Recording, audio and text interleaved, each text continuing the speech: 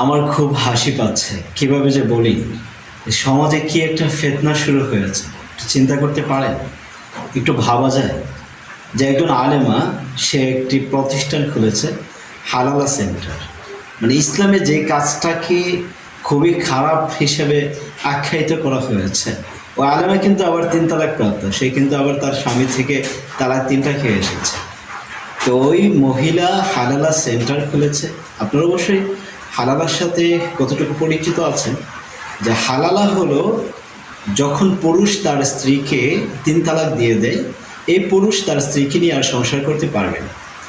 এই স্ত্রী অন্যত্র বিবাহ করতে হবে, সেই স্বামীর সাথে তার শারীরিক সম্পর্ক, সংসার, অতঃপর যদি কোনো কারণে ওই স্বামী তাকে তালাক দিয়ে দেয়, তাহলে ওই স্ত্রী পূর্ববর্তী স্বামীর কাছে আবার পুনরায় বিবাহ বসতে পারবে। এটা হলো হালালা। তো এটা চুক্তিভিত্তিক, ইসলামে এটাকে হারাম করা হয়েছে, চুক্তিভিত্তিক, এটা ইসলামে নিষিদ্ধ, এটা হতে পারে। অনেকে তো আবার শারীরিক সম্পর্ক করে না, শারীরিক সম্পর্ক না হলে তো এটা হালালা হবেই না। তো আপনার এই আলেমা হালালা সেন্টার খুলেছেন, অথচ নবী করিম সাল্লাল্লাহু আলাইহি ওয়াসাল্লামের হাদিস, আজকে যখন কদুরি পড়াচ্ছিলাম ছেলেদেরকে, তখন আপনার মোতালা করতে যে এই হাদিসটা আসলো যে নবী করিম সাল্লাল্লাহু আলাইহি ওয়াসাল্লাম বলেছেন, সাহাবায়ে কেরাম রাদিয়াল্লাহু তাআলা আনহুকে বলেন, সাহাবায়ে কেরাম রাদিয়াল্লাহু তাআলা আনহুকে নবী করিম সাল্লাল্লাহু আলাইহি ওয়াসাল্লাম বলেন, উকবা ইবনে আমির রাদিয়াল্লাহু তাআলা আনহু থেকে বর্ণিত এই হাদিসটি, নবী বলেন, আমি কি তোমাদেরকে ধার করা পাঠার ব্যাপারে খবর দেব না? আলা উখবিরুকুম বিত্তাইসিল মুস্তাআদ, নবীজি বলেন যে আমি কি তোমাদেরকে ধার করা পাঠার ব্যাপারে খবর দেব না? সাহাবায়ে কেরাম বলেন, জি অবশ্যই। নবী সাল্লাল্লাহু আলাইহি ওয়াসাল্লাম বলেন, হুয়াল মুহাল্লিল, সে হলো হালালাকার, মুহাল্লিল, যে অন্যের স্ত্রীকে হালালা করে দেয়। অথবা নবীজি বলেন, লাআনাল্লাহুল মুহাল্লিল ওয়াল মুহাল্লিলা লা, লাআনাল্লাহুল মুহাল্লিল ওয়াল মুহাল্লিলা লা, যে হালালা করবে ও যার জন্য হালালা করবে, উভয়ের উপরে আল্লাহ তাআলা অসন্তুষ্ট, আল্লাহ তাআলা লান।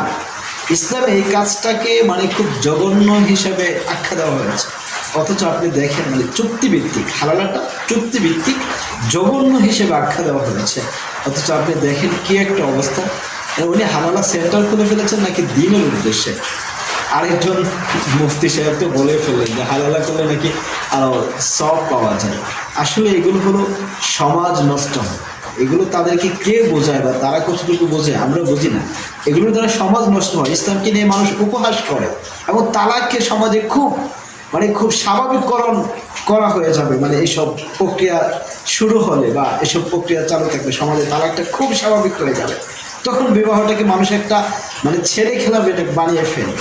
একজন তো আছেন, উনি 2 বিয়ে আর 3 বিয়ে আর 4 বিয়ের নামে যে এটাকে সুন্নত বানিয়ে ফেলেছেন। এটা নবীজি যত কাজ করেছেন সুন্নত, কিন্তু এটা উম্মাহের জন্য মানে আমলি সুন্নত না, যে উম্মাহ এটা আমল করলে এটা সুন্নত হবে, বরং উম্মাহের জন্য একটা সুযোগ রয়েছে যে উম্মাহ চাইলে সে 3টা 4টা করে স্ত্রী রাখতে পারবে, 3টা 4টা 2টা স্ত্রী রাখতে পারবে। কিন্তু 2টা স্ত্রী করলে সুন্নত আদায় হবে, 1 স্ত্রীর সাথে সংসার করলে সুন্নত আদায় হবে না, এটা এমন সুন্নত না।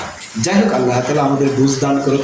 এই হালালা সেন্টার এরকম মুহাল্লিল হওয়া থেকে সাবধান থাকুন, অন্যথায় আল্লাহর দরবারে জঘন্যভাবে উপস্থাপিত হতে হবে এবং আল্লাহর সামনে লজ্জিত হতে হবে। আল্লাহ তাআলা আমাদের বুঝ দান করুন। সকলকে ধন্যবাদ। আসসালামু আলাইকুম ওয়া রাহমাতুল্লাহ।